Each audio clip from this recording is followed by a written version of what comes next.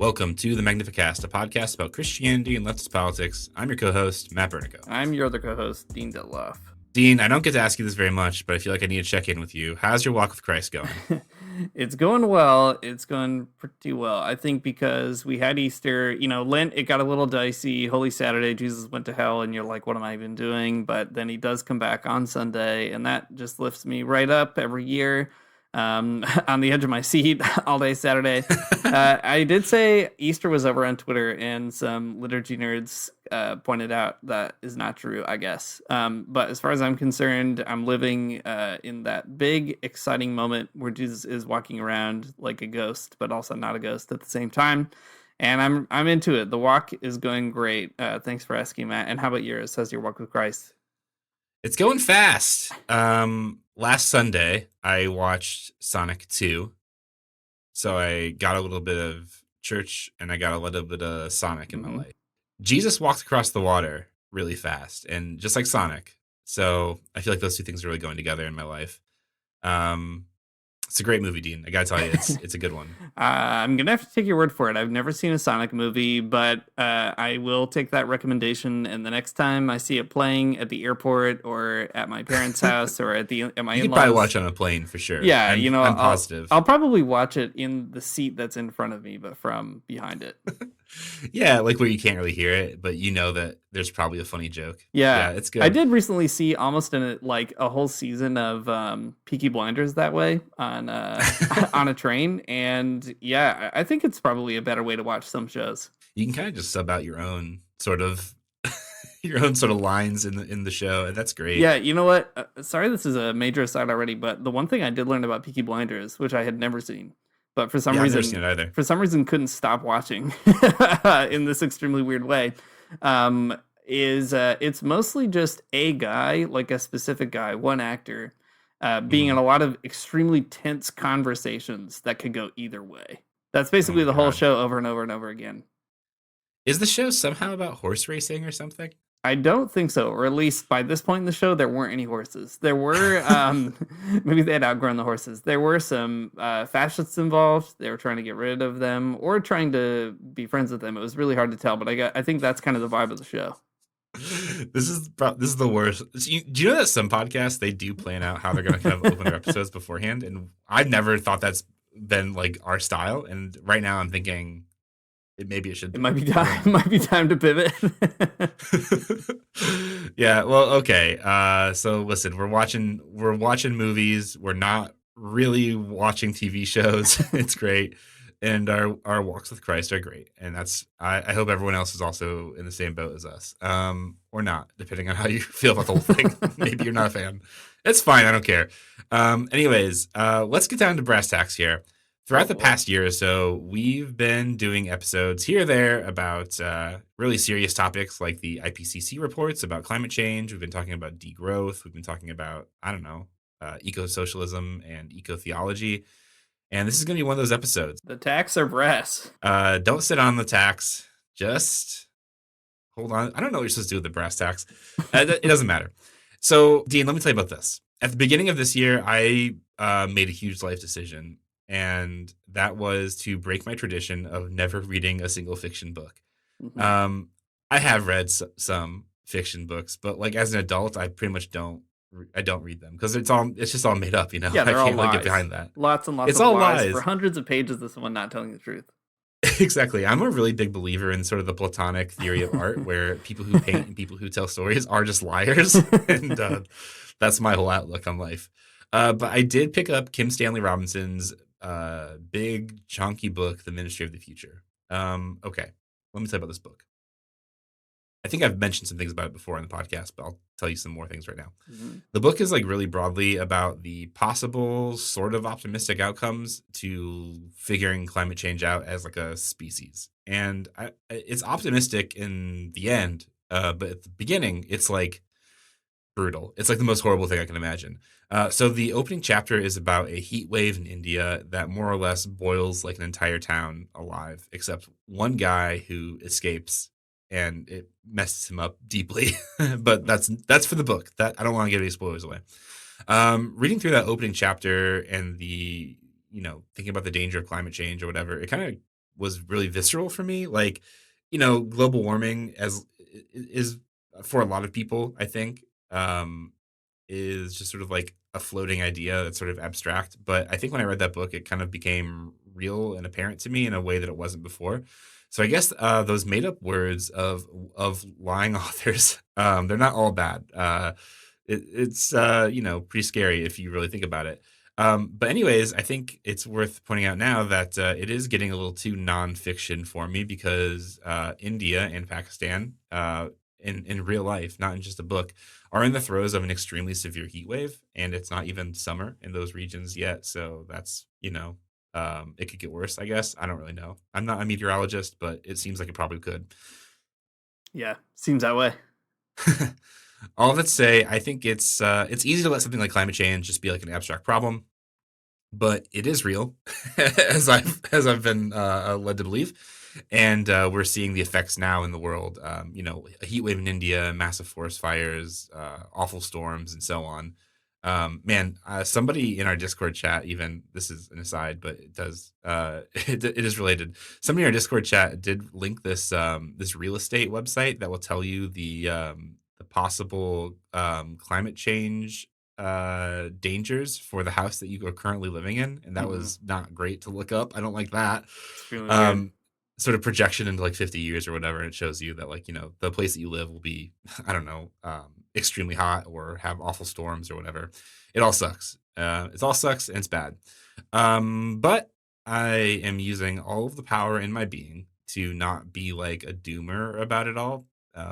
Because it is all really scary, but like if you believe nothing can be done, then you're even worse off than having climate change be, looming or something. Yeah.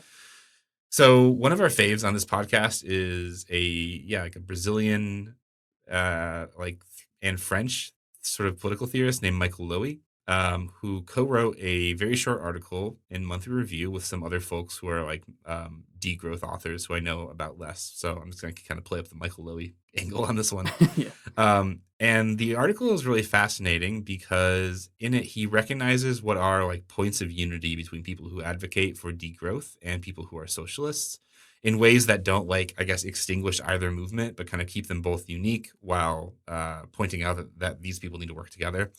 It's helpful insofar as it lays out places where like activists can find common ground and strengthen their unity and kind of like plan of action, I guess, in the world. So in this episode, we're going to talk about some of the recent moments in climate change and how scary they are and how much they are extremely unsettling to me.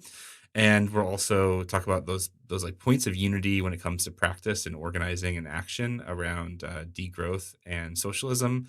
And because this podcast is all about Christianity and the left, we'll also talk about the ways that Christians are like directly implicated in all of this morally and I don't know otherwise. Does that all sound okay, Dean? It sounds great to me. The way you're putting it now, I'd listen to this for another 45 minutes at least. All right. Well, good. I'm glad that's the case. Um, Let me tell you, let's like, I don't know. The thing, the sort of like confluence of like reading this like fiction book about India and then like the sort of the reality of it actually happening is kind of been like a lot for me to think about in the last week for whatever reason. And has made me, I don't know, in a bad mood, upset, annoyed, feeling all kinds of different weird frustrations because what can you do kind of in the face of global disaster? So, a recent article in the Washington Post talked about some of the specifics around the Indian heat wave and how bad it is. And I'll just read it to you here so you can kind of get a good handle on like what's happening in the world, I suppose. It starts like this. Temperatures in India remain high amid ongoing heat waves that have plagued the country with dry, sweltering weather since the early spring. The India Meteorological Department, or the IMD, which is a lot easier to say, stated that its March maximum temperatures were the highest in nearly a century and a quarter, which I think is like 120 years. So it's like a extreme high.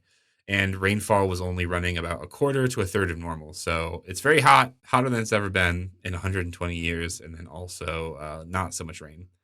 On Monday, several cities across the nation registered highs over 109 degrees and even in some places 113 degrees, which is like extremely hot. I don't need to tell you. If you don't live in the United States, that's 42 degrees Celsius and 45 degrees Celsius, so extremely bad. Temperatures are forecast to rise further, leaping 10 to 15 degrees, or 5 to 8 degrees Celsius above average during the second half of this week, reigniting worry for those without any way to escape the heat. Portions of northern and western India, especially areas near the borders with Pakistan and Nepal, may endure the most extreme heat, where the highs may reach 110 to 115 degrees, or 44 to 46 degrees Celsius. Between Friday and Sunday, temperatures could climb as high as 120 degrees or 49 degrees Celsius if the most Man, extreme forecast models are correct. that's Okay, wild. it is extremely wild. I think okay, so it's hot and that's bad. Um, and people don't have access to air conditioning all the time, or maybe you do, but if everyone's running it, maybe whatever, the electricity could go out, it'd be a brownout. I mean, it's such a scary thing because 110 or 115 or God forbid 120 degrees Celsius is it's so hot that I don't know, it's wet, way past wet bulb territory. Even it's just you could, Hmm. your body would shut down in that kind of heat. There's no way you could make it if you don't have access to a way to cool yourself down. Yeah, that is very bad and extremely scary. And it's also important too to recognize that it's not just India is not just a country in a hot part of the world, but is also a poor country on the whole. The people who will suffer will be the people who are the poorest in that country. And I think that's also a piece that often gets left out of climate change discourse. That as the way they put it in a lot of activist circles, the people who contribute the least to climate change are the people who will experience the worst of its Yeah, effects. that's right. And it's important to keep emphasizing that too when we start talking about India or a number of other countries in the global south where whether it's rising temperatures or extreme weather events or whatever, um, it's those regions that are going to end up getting the brunt of it, while people in the global north are maybe not totally insulated from it. Obviously, it's all happening all the time everywhere, but certainly have access to other resources and other I don't know. It's not as bad here as it is in other places yet. So far Yeah. that will change, but so far, Well, at least not in terms of just sheer heat or something, right? yeah, Forest yeah, or fires like a and hurricane or extreme. whatever. On the Yeah, there's whole, all kinds of different ways it happens here, but but it is notably different, and I think importantly different. Yeah, I think to me what's so frustrating is that this was just a one-off story in the Washington Post, and it was picked up a few other places, and I think a few people were talking about it on Twitter. But it's to me, this seems kind of unbelievably hot, and it seems also equally unbelievable that people I guess aren't as shook up by it as I am. I don't know. Maybe I'm overly sensitive, or maybe I misunderstand the threat or something. I don't think either of those things are true, but it seems this should be a pretty bad thing that people recognize as being bad. hmm But meanwhile in the United States, I don't know. We have politicians and all kinds of people who don't believe climate change is even real, and it's disconcerting and it sucks. I hate it. I don't know what else to say about it. It's just is yeah, the worst. it's pretty bad. It's pretty bad. Sonic wouldn't let this happen, that's for sure. He'd spin around in a big circle until there was a cool tornado that cooled everybody That's how down. you would solve this one. All right. Well, because Sonic doesn't exist, we do have to think through other things like strategies for degrowth and strategies for ecosocialism. If Sonic did exist, none of these things would be problems. But okay. Anyways, That's because Sonic would lead us all to a socialist revolution in time. maybe Comrade Sonic and Comrade Knuckles and Comrade Tails, the three the three leaders of the movement. Okay, so let's talk though, I guess, about these points of unity that Michael Lowy and these other authors bring up, and I think they're good, and maybe can help us think through a way to combat and struggle against the reality of climate change. Now that I feel at least extremely implicated in it just by my own existence on the planet. So this is in the Monthly Review, which is a magazine that we like to talk about a lot on this podcast. It's by a handful of authors, and the article is called Points of Unity for an Eco-Socialist Degrowth. So it's a really short article. We'll link it in the show notes. We'll put it on our Twitter page. You can read it in probably I don't know, 5 minutes. So we'll just talk through some of these points of unity and say why they're important. So the point here is that some people who are interested in ecology and activism, who are interested in the theory of degrowth, Some people in that camp are not socialists, and some people are socialists but not interested in ecology. And the point of this article is to be like, well, you need you need both of these things. Both these things are really important.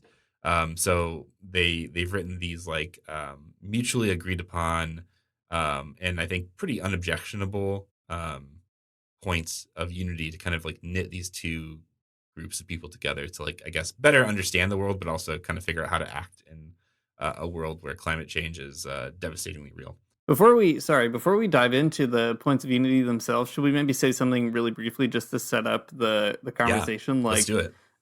so there's socialists on the one side, right? There's degrowth folks on the other, and why even feel the need to bring them together, I guess, in an intentional way.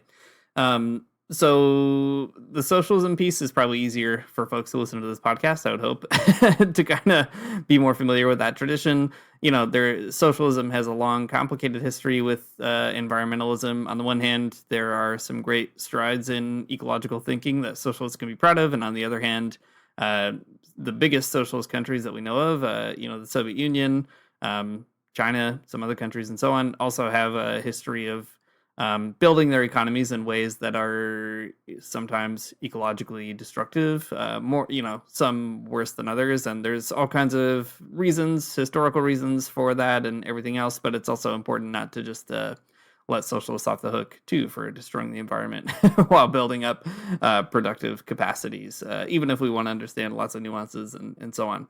So the socialist tradition has always kind of struggled to find its ecological voice. But I think in definitely the last 30 years, and maybe more, there's been a concerted effort in figuring out a more eco-socialist direction, including in countries like Cuba or even in China, but in a different kind of way, trying to think through what it would mean to invest in, a green future for socialism. So all that to say, ongoing issue. On the degrowth side, degrowth is a really big, complicated conversation. There are voices in it that are better than others. It's got a lot of misunderstandings and misnomers. We just had a long, wild conversation on our Discord about it not too long ago. It's a big, challenging thing to sort out. But I think the biggest thing that is maybe a common misunderstanding is that degrowth refers to like a kind of primitivism or like a shrinking of social life or productive capacities on every front, and that is not the case. Degrowth refers to degrowth in terms of assuming capital growth is the metric by which we should measure our social development or kind of social investments. And also that capital's decision, what's good for capital is good for everybody, right? So you don't do a planned economy, you kind of let the market figure it out. So degrowth folks are trying to say we should intentionally degrow the kind of capital investment structures of our society.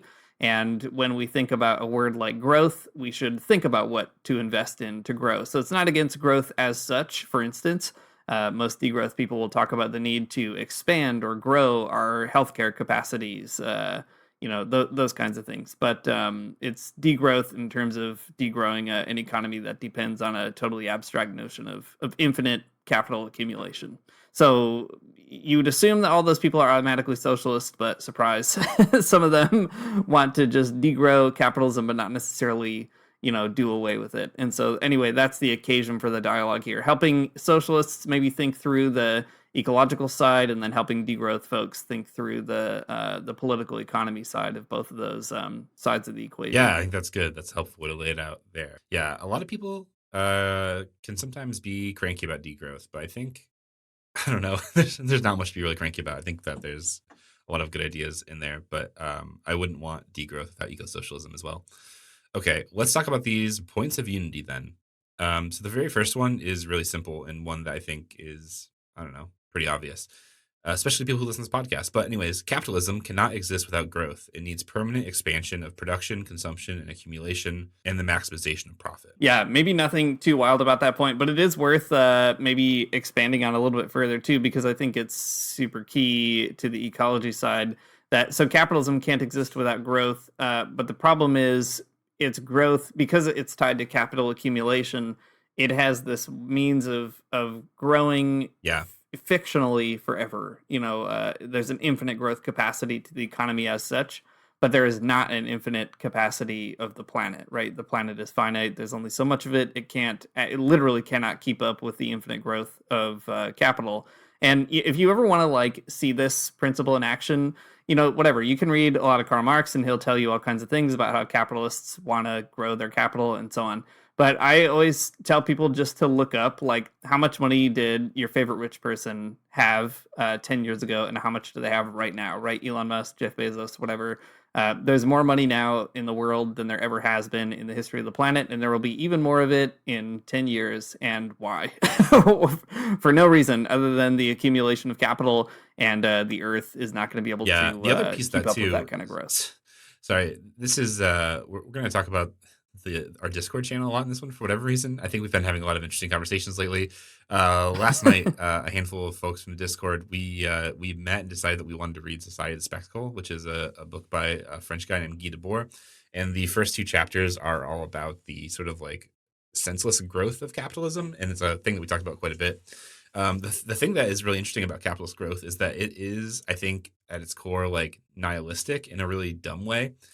Not in like the cool, edgy, sort of Nietzschean teen way, but like in the sense that like it's capitalist growth for really no reason. It's not like capitalism is like creating things that people really need. It's like creating more as seen on TV products or like, like a bunch of like fast fashion that exploits, people in the global south or whatever.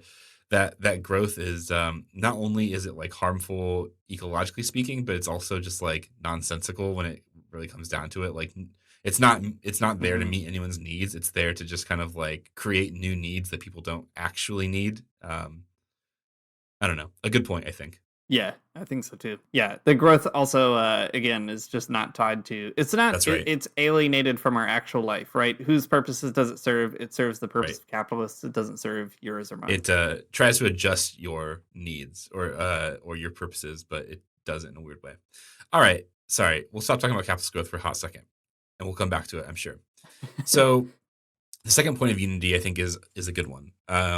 Any true alternative to this perverse and destructive dynamic needs to be radical.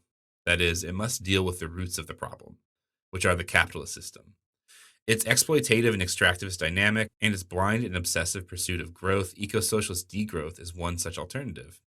In direct confrontation with capitalism and growth, eco-socialist degrowth requires the social appropriation of the main means of reproduction and production and a democratic participatory ecological planning. The main decisions on the priorities of production and consumption will be decided by the people themselves in order to satisfy real social needs while respecting the ecological limits of the planet. This means that people at various scales exercise direct power in democratically determining what is to be produced, how and how much, how to remunerate different kinds of productive and reproductive activities that sustain us and the planet. Okay, so if capitalism is the problem, eco-socialist degrowth is part of that solution that we have to recognize because it's confronting the problem directly. It's saying that the capitalism is sort of the root of the environmental crisis because of its capacity or like fantasy of unlimited growth or infinite growth, and eco-socialist degrowth recognizes that like that is not possible. I think at a very like real level, and that there's a different way to start organizing society, not just like a 20th century socialism or whatever that does overproduce as well or causes all kinds of other ecological problems, but one that is democratically designed in a participatory way, which is a good vibe kind of coming off the Kerala conversation from last week.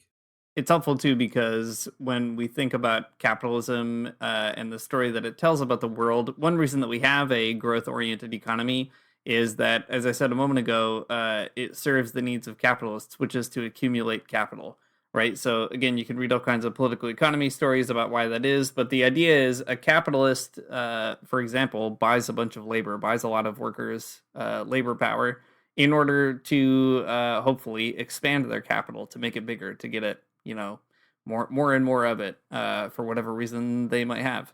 But that is not necessarily in the interest of the working people, right? They don't even necessarily see the benefits of that growth. It doesn't come back to them in the form of wages and whatever. It's expropriated, and the idea of an eco-socialist degrowth project, I think, tying the planning and democratic side is so important because the assumption is working people should be able to decide what they want to invest the fruits of their labor in, which is probably not going to be schemes to make like a handful of CEOs richer and richer, right? If you had to choose what your labor should go to, that probably wouldn't be the choice that you make, and maybe you'd start thinking a little bit more carefully about the effects on the planet and so on and so forth. So it's a risk, and maybe this applies too to the Kerala conversation we had a moment ago as well. But there's this sort of bet on the democratic process that people do have their interests in mind, and I think that is also just an important way of shifting our conversation around what are economies for, what's labor for, what's capital even for, all that kind of stuff. Yeah, that's good. I'm going to skip a few of these because I feel like we're touching on them in different ways, but I'm going to jump to one that is, I think, quite important and pretty interesting. This is the fifth one, and it says this: It's well known that the global north is historically responsible for most of the carbon dioxide emissions in the atmosphere. The rich countries must therefore take the larger part in the process of degrowth. At the same time, we do not believe that the global south should try to copy the productivist and destructive model of development of the north, but look instead for different approaches, emphasizing the real needs of populations in terms of food, housing, and basic services instead of extracting more and more raw materials and fossil fuels for the capitalist world market, or producing more and more cars for privileged minorities. I think this is good because, first of all, it does place the blame where it needs to be placed, the global north. I think that makes a lot of sense. Like I said at the top of the episode, people like politicians in the United States and people who aren't politicians too, other regular people who are just as bad. They don't recognize climate change as a real problem. They don't want to change their lives at all. They don't want to, make any kind of concession to this whole idea. Meanwhile, people in the global south are actually suffering because of a giant heat wave and like that. You have to kind of like recognize that there is a group of people in that equation that do have more of a responsibility than others. And I think that is an important realization. It's tough for sure to convince people who are trained in every single way possible to first of all not care about other people, but also to think that like the exponential growth of capitalism is the only way to live your life. That they should stop doing that. I mean, it's hard, but it's necessary. I think that's exactly where you have to place the blame. Yeah, I think this is an interesting point as well. We'll probably return to it in a minute because I want to talk about Laudato Si after this because there's a lot of pieces of that, people in Cyclical, that kind of tie in. But the stuff about the global north and global south having differentiated responsibilities and also, I guess, maybe are open to have different futures as well is really important. It's complicated because one big conversation in discourse around imperialism, especially in the latter part of the 20th century and even a little bit into the 21st century, a lot of that discourse had to do with understanding the global economic system as a system, right? So world systems theory, dependency theory, all these different ways of talking about how the global economy is organized. And the sort of perspective of global north countries and global north financial institutions like the IMF and the World Bank and so on was that global south economies, if they want to develop, they should just follow the pattern of global north countries. But the irony is, even in recommending that and sometimes coercing that path, they could never really, the global south could never break out of also being kind of like doomed to being a link in the chain of global north supply chains and value chains and things like that. So okay, all that's like a lot of jargon, but the point is global south economies are like integrated into the consumptive and productive habits of the global north in these really complicated ways. So like the way that we in Canada and the United States and Europe, primarily, the way that people in those countries consume and also, I don't know, live our lives is contingent on not only devaluing the labor and resources of the global south, but kind of like locking them in place there, like not really allowing them to move in a different direction so that they have to reproduce an exploitative economy to keep going. And the idea here is that the global south should find some alternative that basically delinks them from that kind of chain. And what that would mean is that we would, in the global north, have to change our own consumptive patterns. We wouldn't be able to have planned obsolescence or a new iPhone every 2 years or whatever it might be, right? And like you were saying, Matt, that's a hard thing to get for people to get used to. But it's kind of like, should your should the extremely weird benefits of like rich people or the comforts of rich people come at the cost of people in Brazil or something, where Michael Lowy is thinking from? And I think that is like an important open question. It's not as simple as like individuals consuming stuff, right? It's not reducible Yeah. to that, but just to say it's all linked together in this really Yeah, complicated way. totally. Planned obsolescence is a really good example, though. I mean, you need uh, a huge supply of like lithium, which is, not great to make all kinds of electronics that will break in a few years. And, what if you didn't? Is a great question to maybe ask. Right.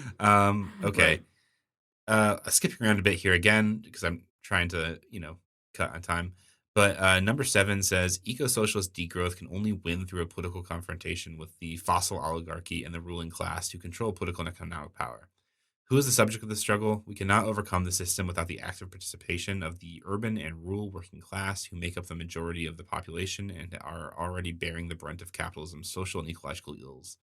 But we also have to expand the definition of the working class to include those who undertake social and ecological reproduction, the forces who are now at the forefront of social ecological mobilizations: youth, women, indigenous people, and peasants.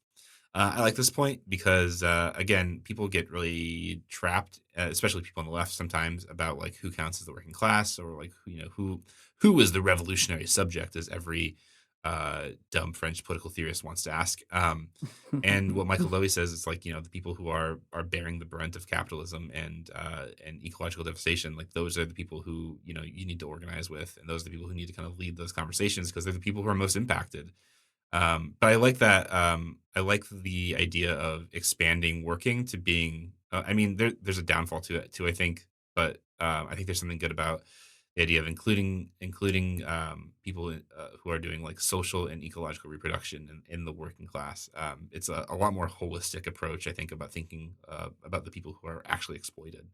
Yeah, I agree. I mean, I also have maybe like a weird old timey Marxist reservation about Hmm. expanding that category, mostly because it's like the question of a political category versus an Yeah, analytical category. So, like, analytically, I want the working class to refer to the proletariat because they have like a unique role in a capitalist economy that is different from peasants, and, peasant labor factors into that economy differently, and so on and so forth. But, like, insofar as we're having the conversation about a revolutionary subject, I think that is absolutely right, right? Like, we have to expand a view beyond the proletariat, recognizing the analytical advantages that those working people have, but not counting out the other advantages that other people have by virtue of their own social relation, which is something that Marxism has always struggled to sort out. We talk on this podcast a lot about liberation theology's use of the poor yeah. as a category. And I like that a lot, but it's true too that maybe expanding the idea of the working class kind of creates a more active or activated constituency, whereas the poor kind of struggles to get out of those like passive connotations or something like Yeah, that. totally. That's an interesting way to think about it. And it is not without qualification, I guess. There's also a problem too with it. I think like I don't want to say that like every type of production is also like work, because I think that's kind of a complicated idea too, especially when it comes to social reproduction Hmm. and ecological reproduction. But still, there's a point to be made here, and I like it generally. but uh, Yeah, the thrust of it is very good. Right. But if I'm going to be a cranky philosophy person, I'm going to have some other things to say. But that's like for different Yeah, podcasts. How about that? yeah. If it's for the book. It's for the book that we'll never write and will never come out. But it's going to be in there. Don't worry. All right. The very last point of unity here is it's a good one. Eco-socialist degrowth forms part of the broader family of other radical anti-systemic ecological movements: ecofeminism, social ecology, Sumac Causeway, the indigenous good life, environmentalism of the poor, Blockadia, Green New Deal, and its more critical versions. I'm not sure which ones those are, but I hope that they're out there. Um, Among many others, though, we do not seek any primacy. We just think that ecosocialism and degrowth have a shared and potent diagnostic and prognostic frame to offer alongside these movements. Dialogue and common action are urgent tasks in the present dramatic conjuncture. I like that approach though, that like, I don't know, these are two different ways that activists have thought about the problem of growth and ecological destruction, and that one doesn't have to be better than the other necessarily, but they both offer a pretty important and powerful diagnostic tool as well as a sort of what is to be done kind of moment, prognostic tool, I suppose. I think it's good. I think it's good to kind of have that approach to kind of think along to think about those two ways of thinking about ecology alongside all these other sort of different iterations of not iterations, but like different traditions of thinking about ecology as well, that rely on different frames of references and structures of knowledge. I think that's pretty powerful. Not to say everyone has to get on the degrowth bandwagon or the eco-socialist bandwagon, and recognize that ecofeminism or like an indigenous view of ecology has something that's really important to say that maybe eco-socialism or degrowth couldn't say by itself, and that's good. Hmm. Yeah, I agree. For sure. I mean, you could even, they don't say, but you could add maybe even something like liberation theology into that mix, right? Totally. It has some points of contact with all this stuff, but it's doing something different as well. And important to let the dialogue be the dialogue. Um, well, I think they're great. These are great. They're all great points. Good job, team. But maybe to just kind of keep on thinking though about this, there's a really fascinating older essay by Michael Lowy about Laudato Si that he wrote in 2015. So about when the encyclical came out. And I had a look at it just as we were thinking about doing this episode because I hadn't read it in a long time. And I was actually surprised by some things that Lowy pulled out that I guess I never really, I don't know, when I've read Let Out to Sea a couple times, it just never stuck out to me. And I'm kind of surprised why. I guess because I hadn't really been reading degrowth literature in particular. Anyway, maybe Lowy wasn't either in 2015, but he had some antennae out. So the essay is called Laudato Si, the Pope's Anti-Systemic Encyclical. It's also from the Monthly Review, or it's posted there anyway. And maybe I'll just start with the general remark. So Laudato Si, if you've never heard of it, it's an encyclical, a letter that Pope Francis wrote about the environment. And it was his first encyclical. It's a big deal. People love it. It's out there. People are organizing around it and so on. We've talked about it on the show a bunch of times. What I like about the subtitle here, the Pope's Anti-Systemic Encyclical, is it draws in kind of what I was just talking about in terms of world systems theory. So Lowy comes out of Brazil. Latin America has a long history of developing this idea of world systems. There's lots of economists kind of in the mix, but some major ones came from Latin America. And the idea is that capitalism is a global system in which it's not just like one country that's out there being capitalist, like the US or a handful of them, like in Europe or something, but it really is an economic system that kind of draws everything into itself and then creates these different relationships. So what you might see in miniature in a single country, for example, like if you think about the manufacturing base in the United States that used to exist and now has been kind of offshored to other countries, you can kind of see those local things scaling up, right? The manufacturing moves to another country. Why? Because the labor is cheaper in whatever, Indonesia or something, or Bangladesh, if you want to make textiles and clothes or something, as opposed to in the global north. So it's this recognition that the demands of capital are always trying to make the world smoother for capital flows, and that means creating a system. So to say Laudato Si as an anti-systemic encyclical is already very interesting because it's trying to draw Pope Francis's vision into that discourse about systems. So, okay, let me read a big long quote and then we'll pause to talk about it. So Michael Lowy says, for Pope Francis, ecological disasters and climate change, although they play a role, are not merely the results of individual behavior. Rather, they are the result of the current models of production and consumption. Bergoglio, that was Pope Francis' name before he was the Pope, Bergoglio is not a Marxist, and the word capitalism does not appear at all in the encyclical, but it's very clear that for him, the dramatic ecological problems of our age are a result of the machinery of the current globalized economy, a machinery that constitutes a global system, a system of commercial relations and ownership which is structurally perverse. What are, for Francis, these structurally perverse characteristics? More than anything, they are those of a system where the limited interests of businesses and a questionable economic mindset take precedence. He goes on to say quite a bit more, but one thing that he does mention is the maximization of profits are a big issue.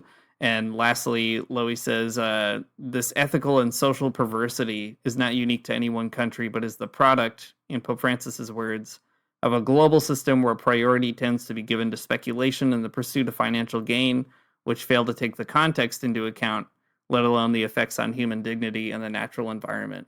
And what Lowy is really trying to play up here is that Francis sees the economic angle as totally constitutive of the ecological destruction of our planet. And I am grateful for that because I spend a lot of time with people who talk about Laudato Si a lot, and that doesn't always come through the economic side, as you could guess. But drawing it into that anti-systemic kind of discourse, I think, is actually a really helpful way to start thinking about eco-socialism, degrowth, and then bringing in a kind of eco-theological register or something. Yeah, that's right. That's a pretty good observation from Lowy on Pope Francis. I can't get over that's what Pope Francis' real name is. Bergoglio. Bergoglio. Incredible name for a great a great pope. I didn't know. I guess I never even bothered to look. I just always thought it was just his name was Frank. I didn't know. Yeah. I think that is a good addition, though. Sort of eco-theological point. I can't. I don't know. Just I'm not an expert on Laudato Si, and you are more so than I for sure. But there's nothing really. I mean, despite the despite naming a handful of systems, there's not a whole lot that's really at odds between Laudato Si and these like degrowth ideas. I think there's actually a lot of resonance between them. Whatever Pope Francis doesn't say capitalism, he doesn't say socialism, and fair enough. I guess he doesn't have to. It's like at least like recognizing the interconnected nature of the capitalist economy and how that does play into the ongoing and extremely pressing ecological crisis that we're seeing right now. I think is like the main sort of resonance between them, and I think it kind of works out. Yeah, I mean, so I mentioned Lowy had this way of seeing things that maybe I didn't see in 2015. And one of them is actually spying a degrowth kind of pulse in the encyclical itself. So later in the essay, Lowy says it's very significant that the encyclical recognizes the necessity in more developed societies of, and this is some quotes from Pope Francis, containing growth by setting some reasonable limits and even retracing our steps before it is too late. Or in other words, the time has come to accept decreased growth in some parts of the world in order to provide resources for other places to experience healthy growth. And again, I mean, I don't know. I guess I just kind of blazed over that stuff when you're reading along encyclical, but it is very interesting that already in 2015, Francis is kind of, it would be putting it way too strongly to be like Pope Francis is doing what all these degrowth socialists want him to do. But there's a recognition there that, it's a paradigm of economic growth that is actually creating this dangerous, perverse system. And we're going to have to talk about decreasing and slowing down that growth if we want to, rebalance. Yeah, there's also, I think, some resonance, too, between like Laudato Si and, maybe some other things that Francis says, and even Fratelli Tutti about democracy and, participation. I think there's some of that going on there, too. Mm-hmm. Yeah, exactly. Yeah, I mean, that's been Francis's big thing is how to build a church that's based in popular movements, based in democratic experience. One other quote just from this that I think is good, and kind of on these lines too, Lowy goes on to say, confronted with the dramatic process of the destruction of the planet's ecological balance, what do the governments or their international representatives like the IMF, World Bank, etc. propose? Their proposal is the ever-pretentious sustainable development, a concept that has become more and more lacking in meaning. Francis has no such illusions of the technocratic mystification. And then here's a quote from Laudato Si. Talk of sustainable growth usually becomes a way of distracting attention and offering excuses. It absorbs the language and values of ecology into the categories of finance and technocracy, and the social and environmental responsibility of businesses often gets reduced to a series of marketing and image-enhancing measures. Also very important, right? The kind of attempt to save capitalism through a sustainable model of growth rather than challenging the concept of capital growth for its own sake entirely it becomes this way of perpetuating all these awful injustices. And again, just very cool that Pope Francis is like suspicious of growth in an interesting way in Laudato Si. Yeah, it reminds me just this past week, Joe Biden was, I don't know, giving some kind of like press conference, and he said, we're gonna make it so that all of the military vehicles are environmentally friendly. Okay. Right, right. War being that famously extremely healthy Yeah, thing for the yeah, environment. totally. Well, I guess something else I'm thinking about too is, I mean, within Christianity, there's an impulse towards solidarity, towards like loving your neighbor, and all these kinds of things. And I feel like that is a really important thing to map onto some of this too. Like, degrowth and ecosocialism is very cool because it's talking about, the root of the problem and the ways that like ecological devastation and climate change or whatever are, they're all linked to the global patterns of production and consumption, right? But there's also this like real, I think, important moral aspect that we can maybe speak to a little bit too. That even I don't know. I mean, Francis touches on it too in a lot of different ways, but like I guess this is where I'm coming from. Like this news comes out of India. There's like this awful heat wave, and like to me, it seems like the most awful thing in the world. I can't imagine why people aren't talking about it more. And like I even feel like maybe like I'm overreacting because of how bad I think it is or whatever.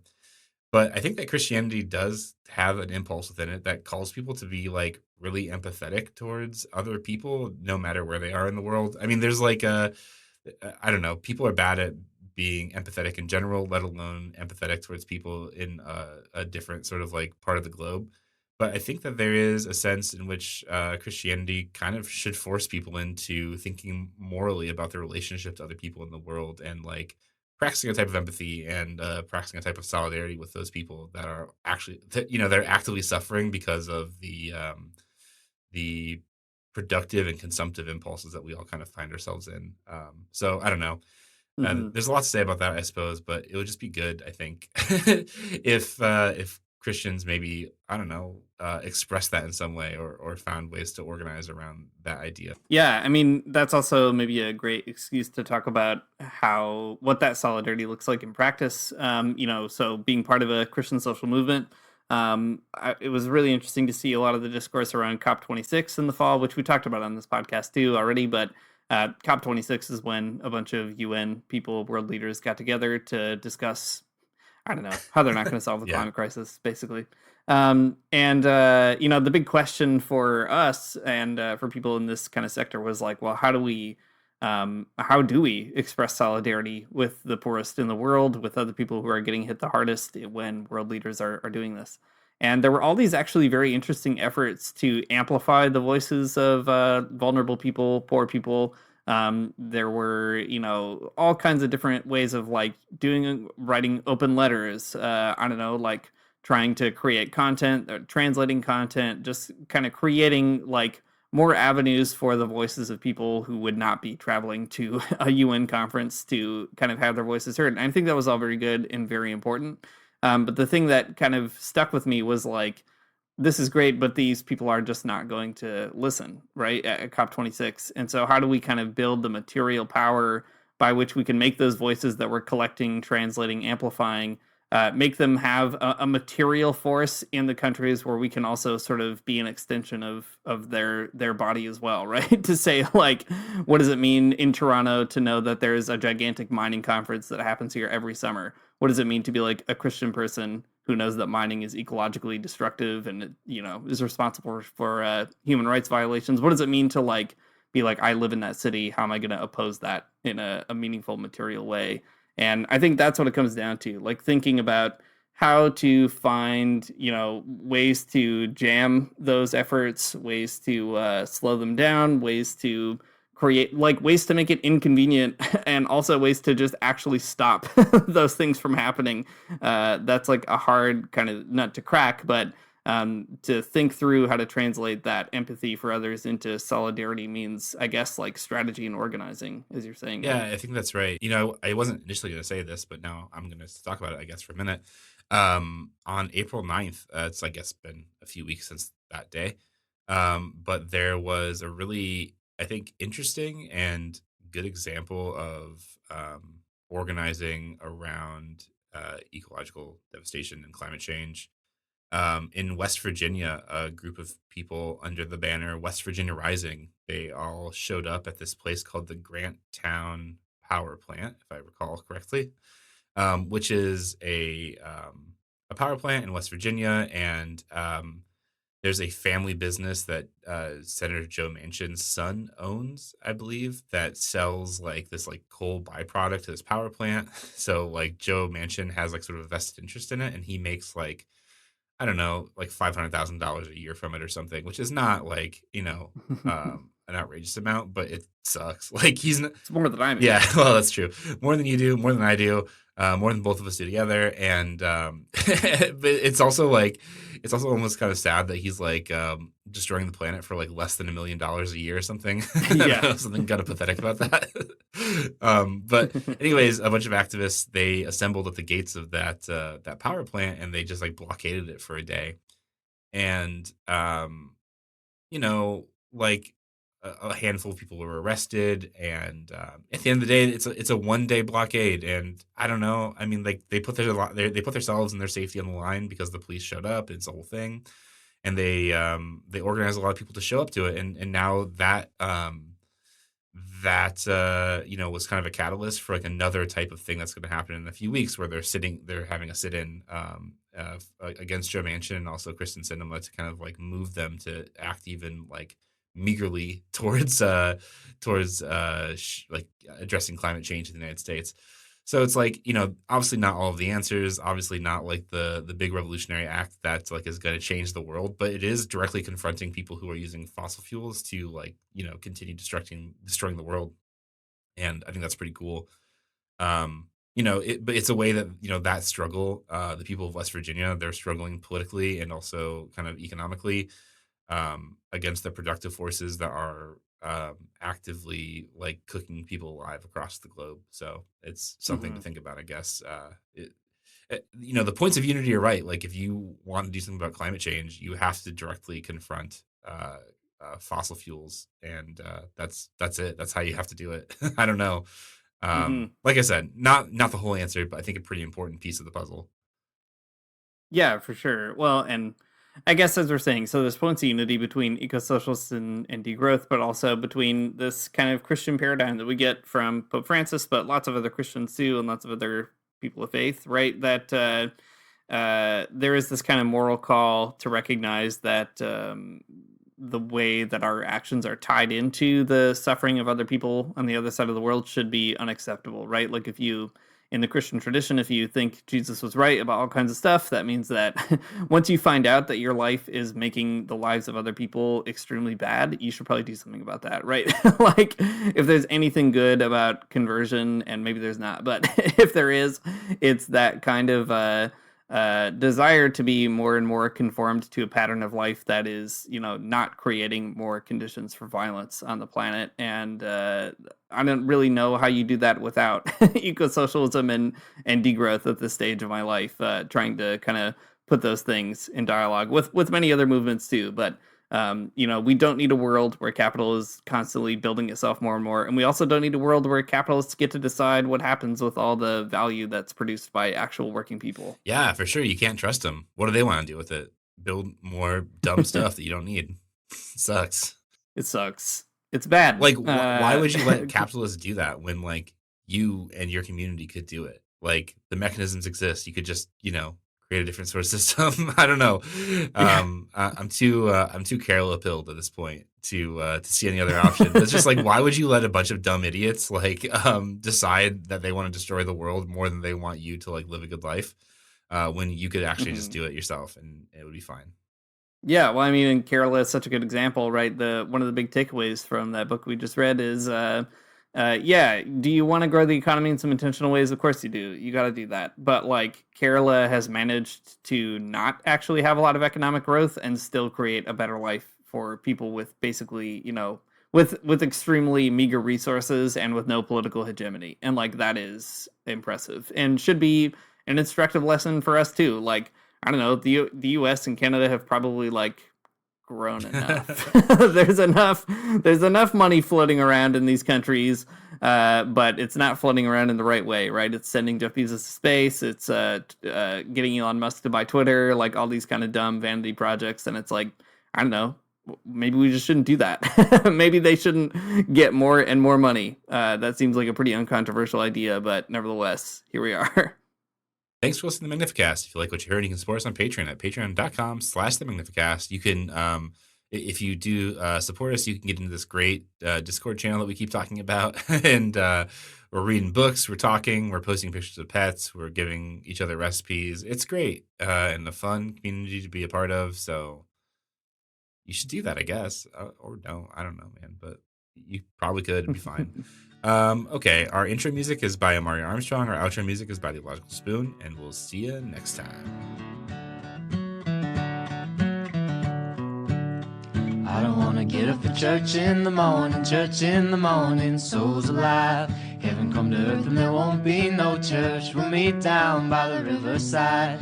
There we'll swim with all creation. Never get tired, never bored. Don't worry, someday there'll be no dam between us and our Lord.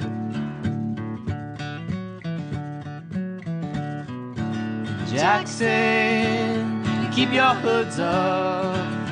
Keep your hoods up and you stay up late. In Jackson, you keep your hoods up. Well, you keep your hoods up and you stay up late. Oh, don't mind a cold night, but we might mind if you leave too soon. So come on now, it's still early. At least I would have